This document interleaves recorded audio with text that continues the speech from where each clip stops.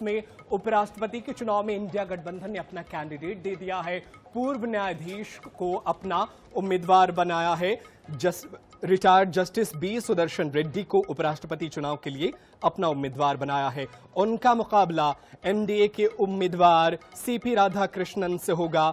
79 साल के रेड्डी गुवाहाटी हाईकोर्ट के चीफ जस्टिस और गोवा के पहले लोकायुक्त रह चुके हैं। वे आंध्र प्रदेश के रहने वाले हैं और साल 2007 में सुप्रीम कोर्ट का जज भी नियुक्त किया गया था। खास बात यह है कि दोनों उम्मीदवार दक्षिण से हैं। रिटायर्ड जस्टिस रेड्डी आंध्र प्रदेश से हैं, जबकि सीपी राधाकृष्णन तमिलनाडु से हैं। दोनों 21 अगस्त को नामांकन दाखिल करेंगे। उपराष्ट्रपति चुनाव के लिए 9 सितंबर को वोटिंग होगी, उसी दिन काउंटिंग भी होगी।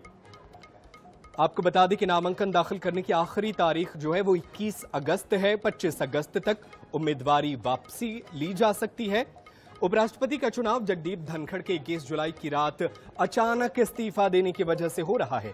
74 साल के धनखड़ का कार्यकाल 10 अगस्त साल 2027 तक था, लेकिन स्वास्थ्य कारणों की वजह से उपराष्ट्रपति जगदीप धनखड़ ने अपना इस्तीफा दे दिया और इस्तीफा देने की वजह से जो है अब मंत्रिमंडल विस्तार होने जा रहा है। Not just a battle, it is an ideological battle, and all the opposition party agreed on this. That's why we are contesting unitedly. The opposition parties have nominated Sri B. Sudarshan Reddy Garu as their joint candidate, since he reflects fully and values that saved our country's freedom movement. और चलिए इसी खबर पर आपको ज्यादा जानकारी पहुंचाएंगे हमारे साथ हमारे सहयोगी स्पर्श शर्मा हमारे साथ फोन लाइन पर मौजूद हैं। उनका रुख कर लेते हैं। स्पर्श, उपराष्ट्रपति को लेकर के दोनों खेमे ने अपने अपने उम्मीदवारों के ऐलान तो कर दिए हैं। किस तरीके से आप समीकरणों को देख रहे हैं उपराष्ट्रपति चुनाव में, और बी सुदर्शन रेड्डी का चुनाव जो है वो किस नजरिए से इंडिया गठबंधन ने किया है कि वो भी साउथ से ही आते हैं? देखिए, सबसे पहले मैं 2-3 जानकारी दे दूं कि कल जो एनडीए की तरफ से उम्मीदवार हैं सीपी राधाकृष्णन, वो अपना पर्चा भरने वाले हैं और आज शाम करीब 5:30 बजे के आसपास जो विपक्ष की तरफ से उम्मीदवार बनाए गए हैं जस्टिस सुदर्शन रेड्डी, वो जो है दिल्ली पहुंचने वाले हैं। इसके अलावा अगर हम बात करते हैं, दोनों उम्मीदवार साउथ से जो है उतारे हैं, चाहे वो सत्ता पक्ष की बात की जाए या विपक्ष की बात की जाए।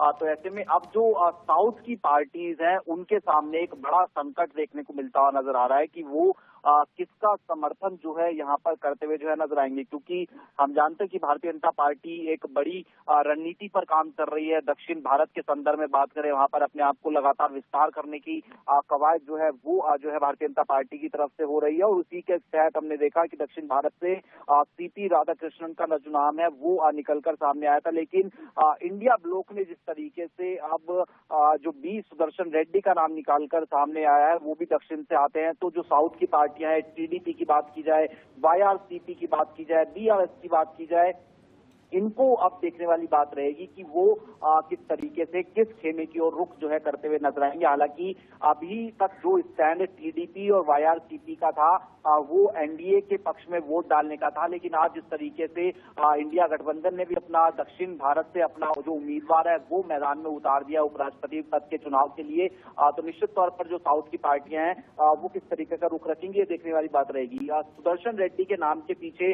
अगर हम बात करते हैं तो जो डीएमके थी वो चाहती कि दक्षिण भारत से किसी जो व्यक्ति है उसका नाम होना चाहिए। वहीं तृणमूल कांग्रेस जो थी वो गैर राजनीतिक व्यक्ति का जो नाम है वो देना चाहती थी। तो ऐसे में सुदर्शन रेड्डी का नाम जो था वो पूरी तरीके से जो विपक्षी पार्टियां हैं उनकी जो डिमांड थी उसमें फिट होता हुआ जो है नजर आ रहा था। तो विपक्ष अब जो है एकजुट देखने को मिल रहा है। हालांकि नंबर गेम के लिहाज से अगर अभी भी हम बात करते हैं तो करीब 400 के आसपास या ऊपर वोट जो है वो भारतीय जनता पार्टी के पास में मौजूद है। लेकिन अब जिस तरीके से एक नया नाम विपक्ष की तरफ से सामने आया तो किस तरीके से विपक्ष जो है संपर्क साधने की कोशिश दक्षिण भारत की पार्टियों से करेगा, ये देखने वाली बात रहेगी। बिल्कुल, ये बेहद महत्वपूर्ण है कि चुनाव में दक्षिण भारत और इसके अलावा कुछ ऐसी पार्टियां हैं जो दोनों खेमों की तरफ देख रही हैं, उनके बीच कैसे संपर्क करते हैं, ये देखने वाली बात होगी। बहुत शुक्रिया स्पर्श शर्मा, तमाम जानकारी के लिए। आप नजरें बनाए रखिएगा, आगे भी आपसे जानकारी हासिल करते रहेंगे।